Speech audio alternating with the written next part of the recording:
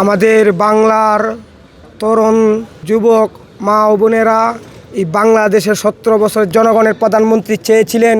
ইনশাআল্লাহ কালকা 12 তারিখে দানের শীষে জনগণের সরকার প্রতিষ্ঠা হইতে যাচ্ছে।